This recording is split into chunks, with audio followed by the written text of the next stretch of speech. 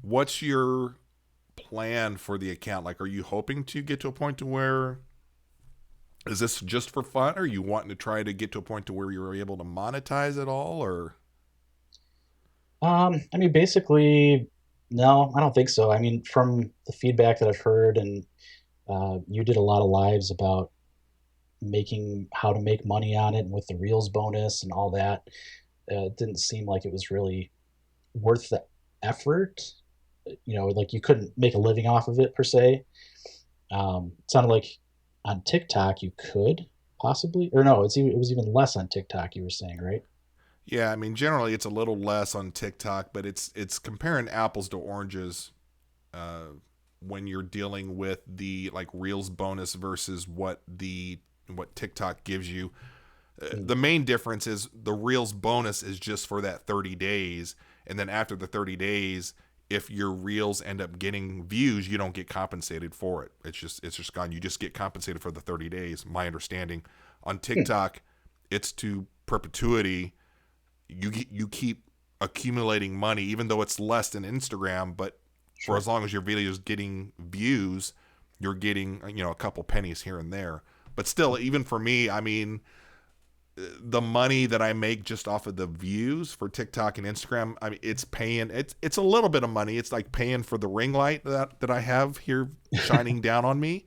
Yeah, So we got a exactly. new ring light to use. So I just reinvest that money into doing more things within Instagram and TikTok. But I find that when you get caught up in the monetization of the account, and you start mixing that with what was a hobby and was for fun,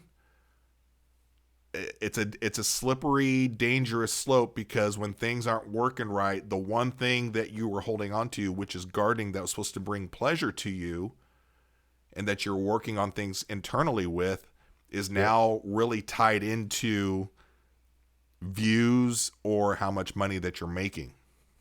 Yeah. No, that's definitely one of my biggest fears.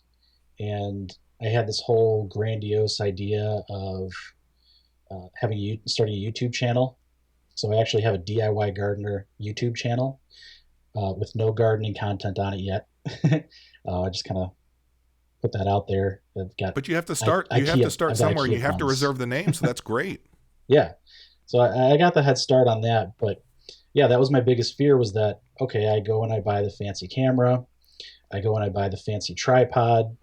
I somehow convince my wife to now become a professional videographer. Mm-hmm. Um, and then that puts our relationship into a bad place.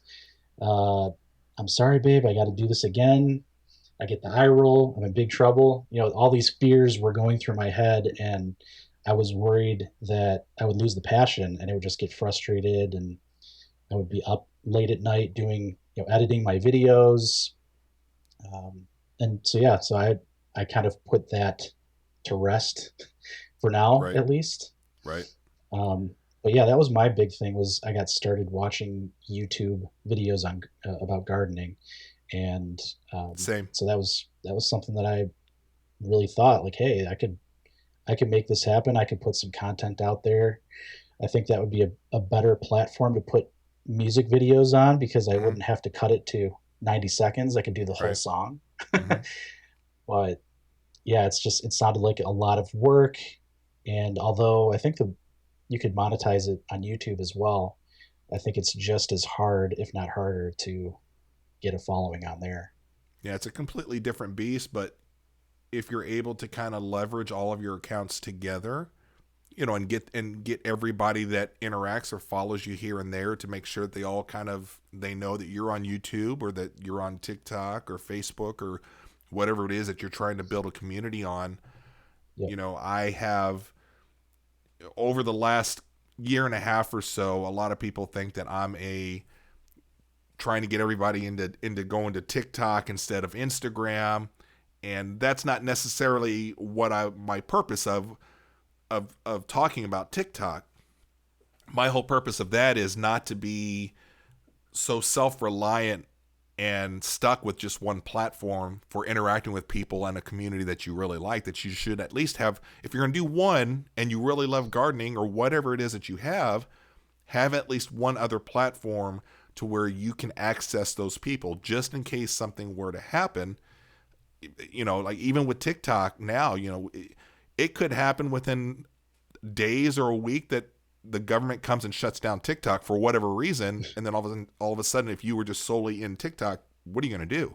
But the same with Yeah. Instagram; it can happen there too. So that was my big push over the last couple of years. It's just to get out there and let people know, hey, don't be just so dependent on one platform. At least if you're going to do one, do two, whatever two that you want to do.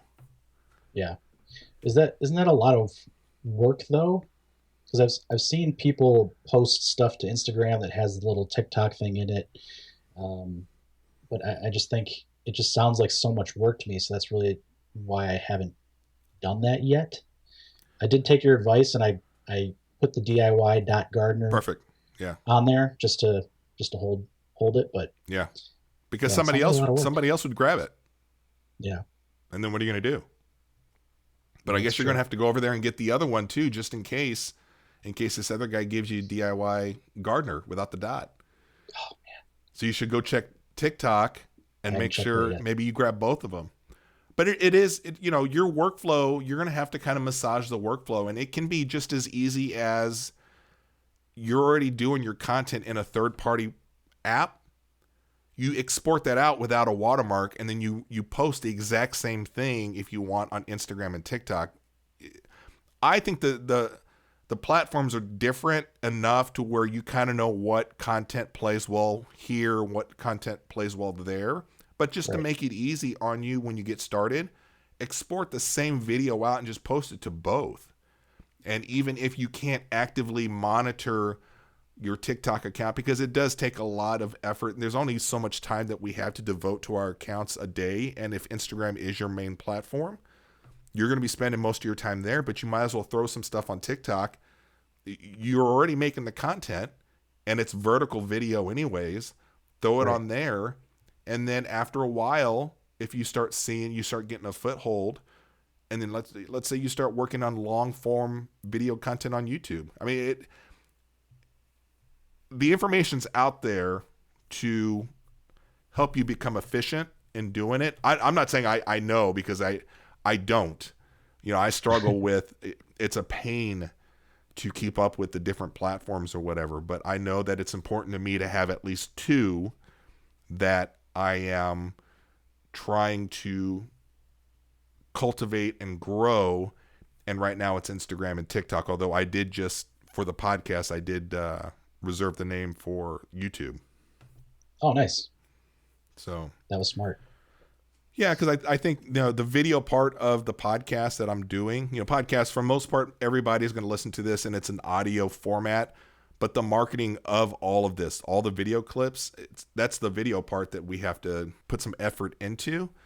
So that's why I'm putting forth doing a little research on video podcasts. So I want to make sure the audio part is taken care of, but to market it, to let people know that you're out there, you got to do video. So that's why I'm doing this. And I think Instagram, doing the Instagram 90-second clips or whatever, TikTok doing the same thing.